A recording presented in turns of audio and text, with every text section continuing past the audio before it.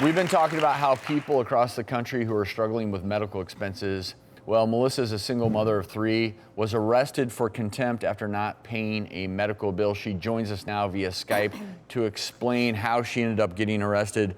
So, Melissa, can you just kind of walk us through your experience and that moment when you got arrested? I was stopped at an intersection, and I was waiting a while for the police officer to scan my license, and I was getting nervous. I was like, why is this taking so long?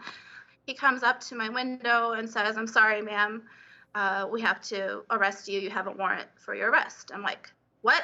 I don't have a criminal background. What are you arresting me for? So he informs me that it's for a failure to appear. It's like, over what? And so it was said over an ambulance bill. And I'm like, last time I was in an ambulance was 5 years ago, 2014. So they impounded my van. I was in the back of the police cars. I've never been in the back of a police car before. I arrived to the jail. They go through my things, check if I don't have any drugs. It's clear. Soon I'm in a cell. It has a ratty mat on the floor. I'm with a stranger I don't know.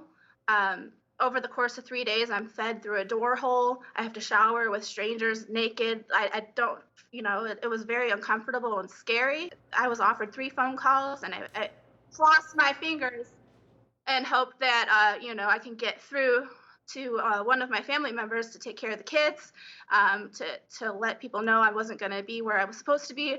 Just a whole big mess. You were able to get in touch with your mother and father, and they were able to figure out why you were in jail. How did this ultimately resolve itself? How did you get out of jail? And then what ended up happening with this ambulance bill that I guess you were not aware that was outstanding?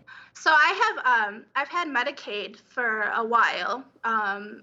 I make under poverty wages, and so I had a bill back in 2014 that I thought was completely covered by Medicaid, and I never saw it again. Maybe I should have known about this bill, but I did it, and I thought this was all done and over with. I mean, this warrant came out of nowhere. This failure to appear came out of nowhere.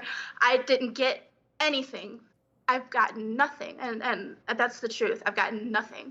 And I read they were supposed to hand deliver me papers. I didn't get no papers in my hand. Where'd they go? Did they stick it on my door and it blew away? I don't. So this warrant came out of nowhere, and that's the bottom line. And apparently this happens to a lot of people, even people that I know. Melissa, I want to ask you how you're doing now, because I almost hear in your voice that it's still shaking recounting this experience. How are you doing now after going through all of this? Well, that was one of the last things my mom did for me before she passed away in March, was pay for me to get out of jail.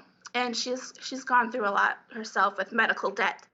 And she's always been stressed about paying debt. And she's had to endure things that are out of her control, like losing her legs. In my case, it was a heart attack. I was in my 3rd trimester, had tachycardia, which happens to a lot of moms, And so to not be able to breathe and not have any say so if I'm going to take an ambulance, because I had to take an ambulance. I needed one. I was going to lose my life if I didn't. So I didn't consent to no $3,000 bill. I didn't consent, to these court. I had no way to appear in court if I didn't get a notice.